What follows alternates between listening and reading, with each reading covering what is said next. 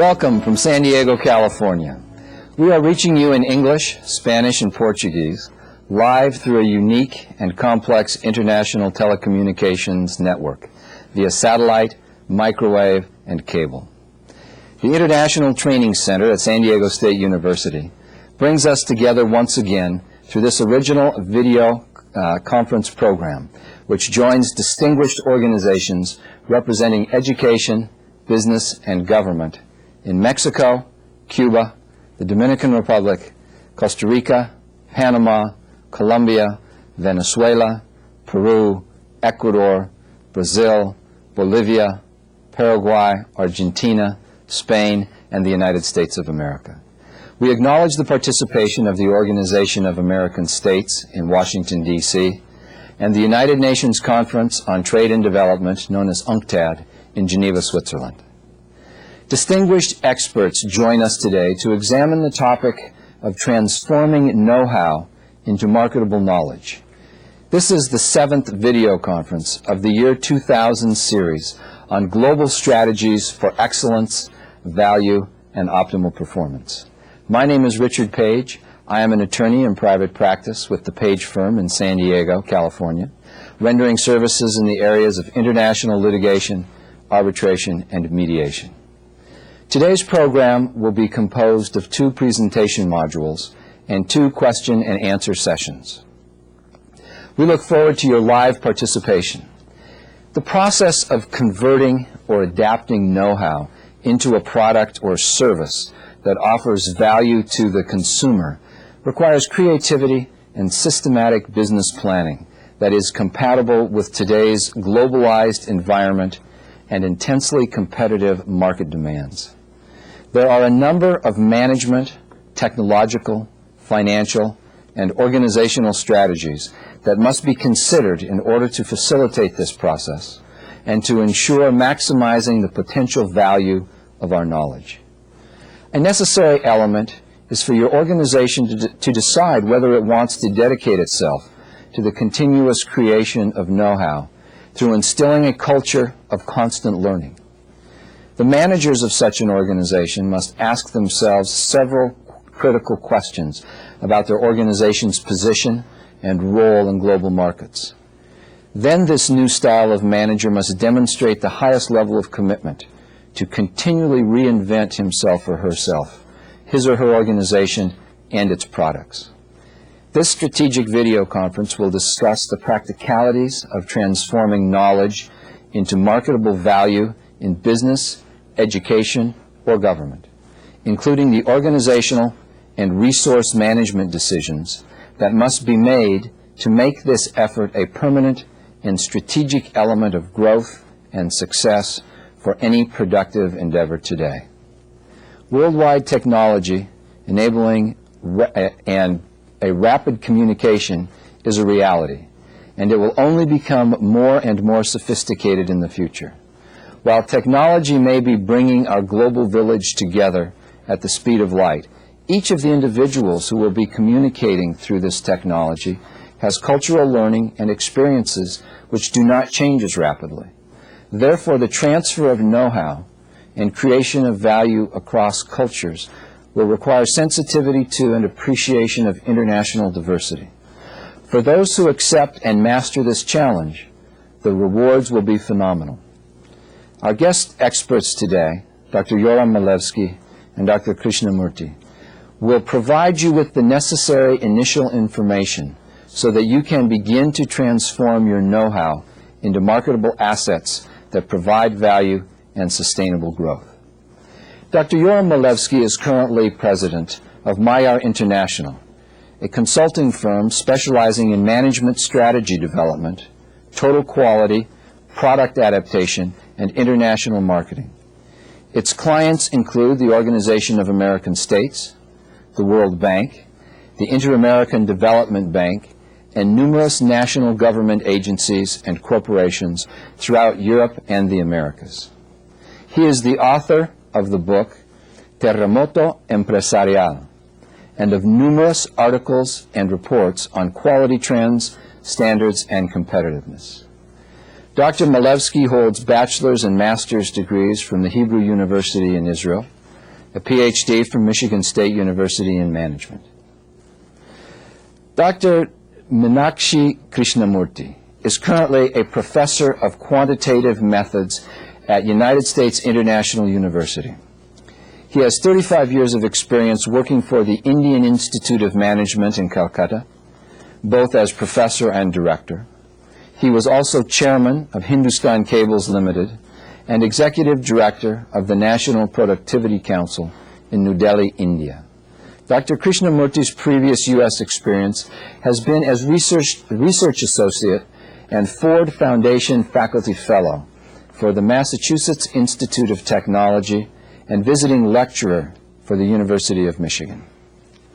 Dr. Krishnamoorthy has contributed 80 documents in the form of national and international conference papers, journal articles, books, monograms, and technical reports to the United Nations and other organizations. He holds a bachelor's degree from the University of Rajaputana and a Ph.D. in Business Administration from Manchester University in the United Kingdom. Welcome to you both, and thanks for being with us today. I would like to begin with a question, if I may.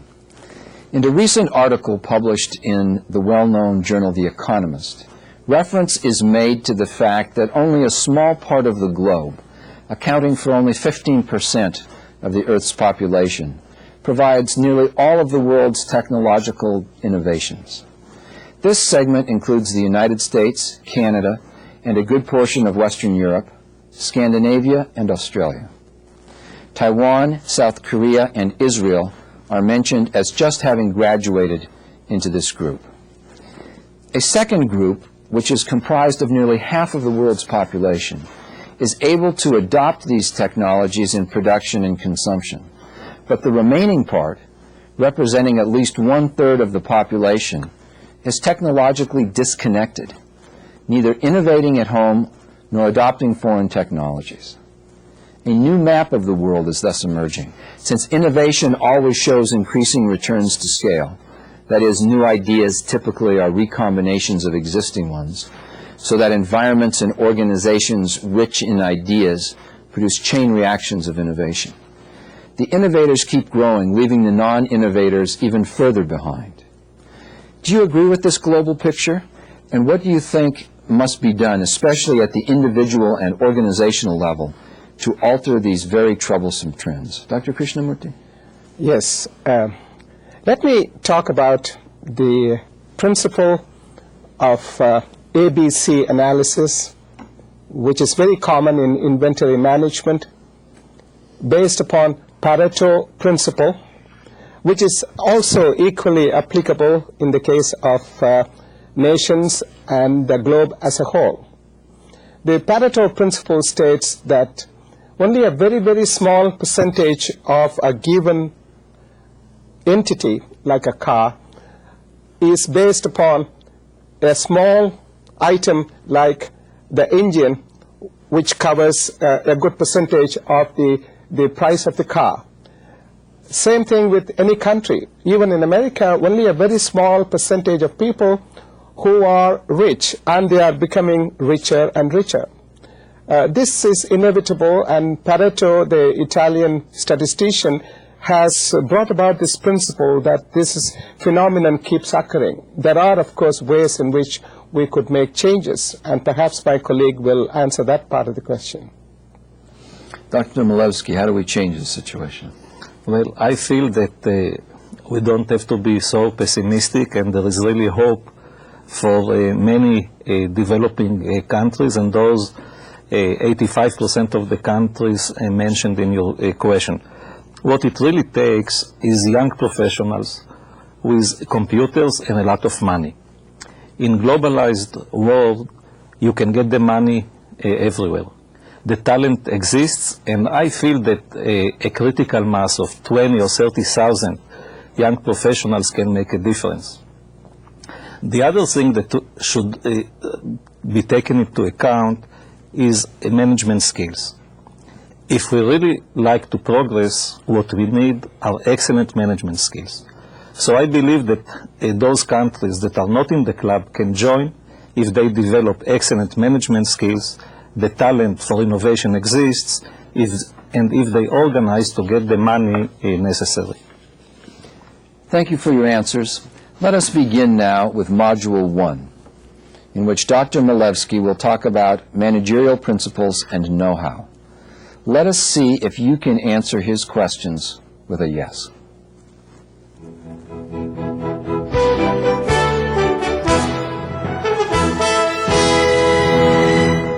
Thank you.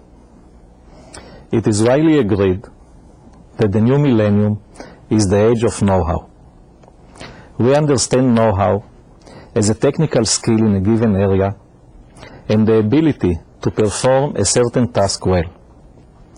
We accept as paradigm that know-how, knowledge, and the constant ability to learn are keys to power and market share. The new millennium is an age of constant change, occurring at previously unknown velocities. We accept that information technology, production technology, consumer needs and expectations, purchasing decision mechanisms, human resource management, and worker expectations from the workplace change at speeds that are difficult to assimilate by a standard organization. It is fair to say that in the new millennium, organizations are exposed to new and unknown internal and external environments. It is also fair to say that the challenges faced by management are tough and getting tougher by the day.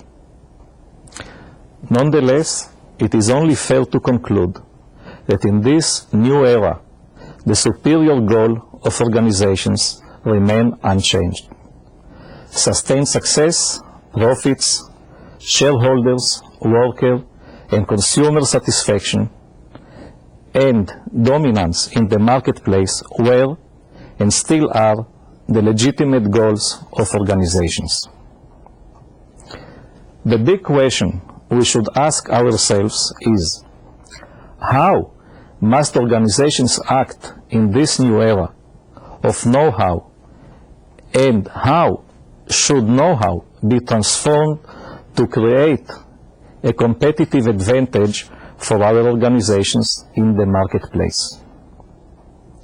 The process of management in the era of know-how and the process of transformation of know-how to sustained organizational assets starts with a simple question that each management team should ask itself. The first question to analyze is, do I or do we really want to succeed in the new era?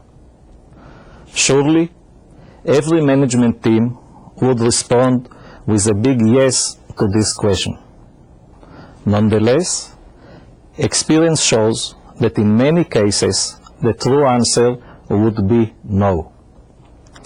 One should not be misled by intentions. In searching for the true answer, one should look only for specific performance and actions.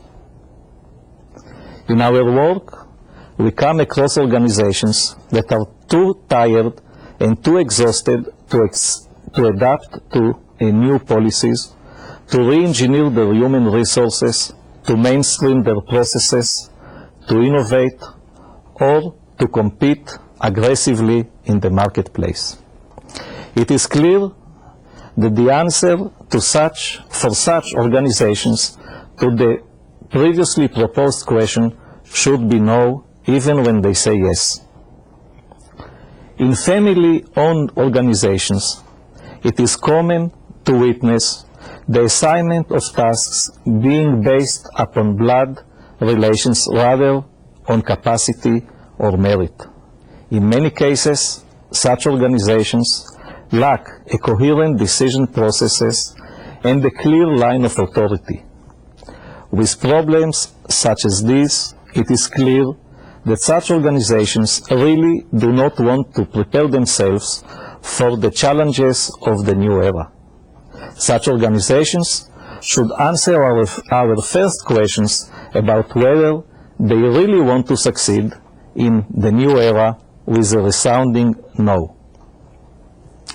Organizations that truly do not want to survive in the new era, as evident by their policies and actions, should not try to fight a losing battle. Such organizations have the following options. 1. Radically change their policies and actions so they are in agreement with the requirements of the new era. 2. Get out of business by selling or by closing. Or 3. Keep the business as it is as long as it is profitable. If an organization's answer to the first question is yes, as evident by the organization's actions, it is time to consider a second question. Management must next ask itself whether the organization can really succeed in the new era. To answer this question, we must realize that it is time to embark on a self-reflection process. Management must analyze organizational elements such as its human resources, capital resources, technological development, know-how, markets, relations with customers and suppliers, policies, organizational structure, productivity, work environment, and numerous other key aspects. This analysis is carried out by teams using all available evaluation tools. I recommend using, among other tools, the SWOT analysis. Through the competitive SWOT analysis, we compare our organization's strengths, weaknesses, opportunities, and threats with those of our competitors. This reflection process enables management to determine if the organization has the resources and know-how to truly compete in the marketplace. If, after completing our analysis, the answer to this question is yes, we are in business. If the answer is no, management should decide what to do so that the organization is positioned to win and succeed with its body of know-how. Once management has successfully resolved the question of whether the organization wants or can succeed in the new millennium, it is time for some hard work. We all understand that an organization prospers when it is able to create comparative advantages which can be transformed into competitive edge in the marketplace. This comparative advantage should be seen as an accumulation of know-how expressed in terms of these elements: price, quality, productivity, consumer satisfaction and loyalty, worker dedication and contribution, market knowledge and dominance, management style and ability, and so on. Following this line of reasoning, the comparative advantage could be looked on as a specific and personalized know-how that has been obtained, created, and owned by the organization, and which is very difficult to copy or imitate. As seen before, our internal and external business environments change constantly and at rapid speeds. On the other hand, we have established that having a competitive advantage means having know-how. Thus, it is clear that the key to sustained success is the mastery of know-how to the extreme. We must create internal organizational processes to allow for the continual generation of know-how and knowledge, and for the establishment of strategic alliances with external sources of know-how. It is important to remember that know-how is submitted to the fierce forces of innovation all over the world. For this reason, no organization is spared from the strategic obligation of the continual generation, hiring, and retention of absolutely the best know-how. Generation of the kind of know-how needed to obtain marketable value and market advantage in today's marketplace is possible only in organizations with certain characteristics. First and foremost, the generation of knowledge and world-class know-how is possible only when management truly understands the value of using know-how in order to achieve sustained success. Know-how generation is possible where management considers that know-how is truly one of the most important assets the organization owns, and where management is fully committed to the process of best know-how generation. The generation of know-how requires a special work environment. In organizations where know-how is considered a strategic asset, an open spirit of learning is perceived. In such organizations, each and every employee who sees his or herself as part of the learning organization, regardless of task or rank, is actively engaged in learning, self-improvement, innovation, actualization, and experimentation. Learning organizations allocate sufficient resources for education and training. They encourage employees to constantly strive to advance in both their private and professional lives, and to understand that mistakes are an integral part of the learning process. Learning organizations regard information technology, and innovation as critical success points, and they do the utmost to maintain an edge in those critical areas of management. I must stress that in the new age, the information superhighways is open equally to all. For this reason, geographical location or organization size are no longer valid excuses for not developing or working as a learning organization. Learning, actualization, and innovation are possible only in organizations that practice total quality. Learning organizations truly understand the meaning of a satisfied customer. They equally understand what it means to have an unsatisfied customer.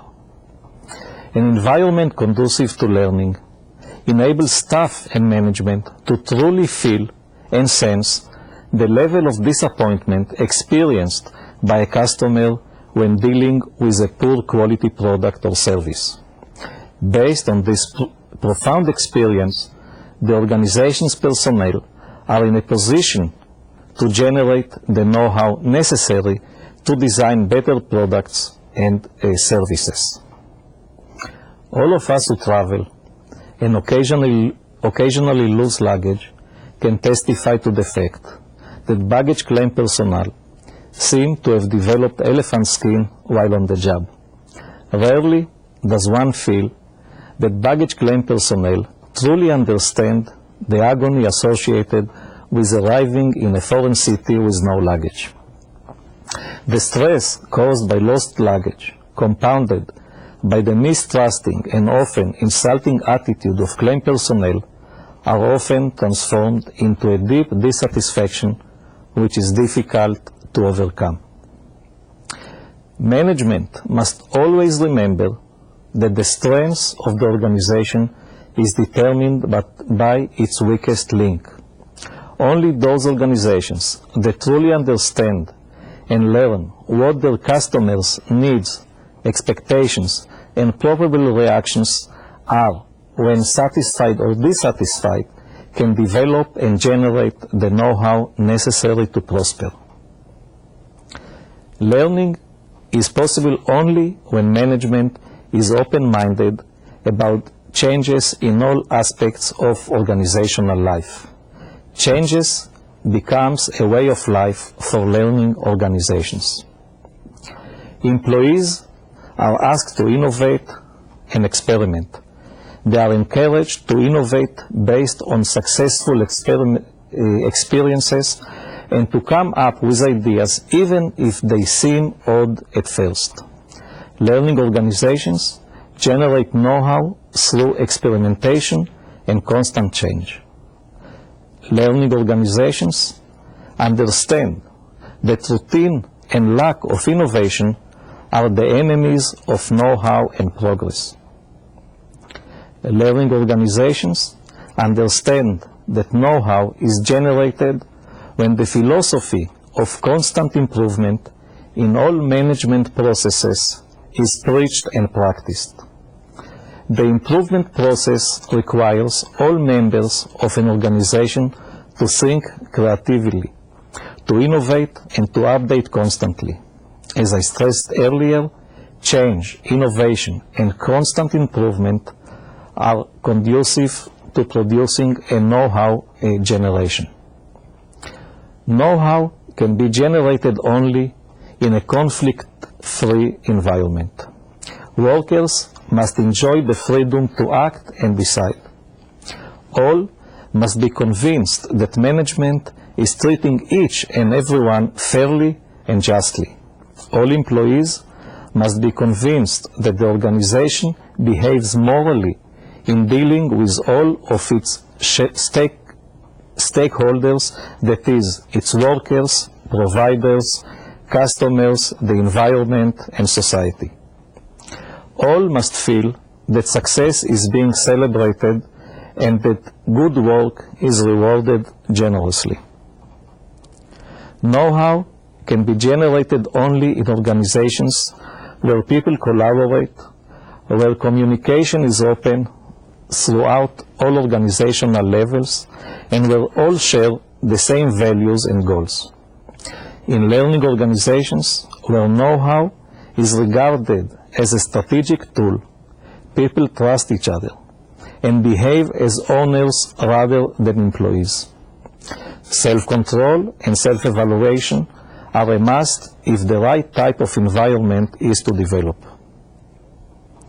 The generation of know-how and the transformation of know-how into a strategic advantage depends first and foremost on the organization's human resources. For this reason, in world-class organizations where management fully understands the strategic value of well-trained and well-motivated personnel, an endless effort is made to satisfy the needs and expectations of the organization's three most important strategic allies: managers, technical personnel, and workers.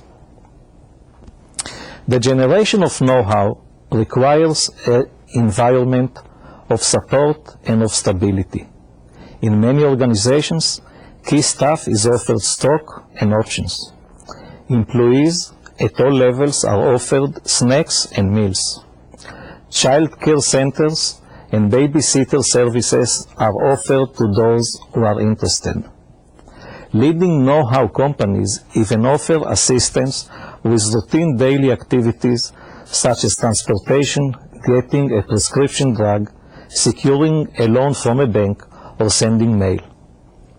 Many of these organizations allow for more flexible working hours so that employees can better balance life activities both in and out of the workplace. With this type of benefits in place, the work environment becomes more and more pleasant.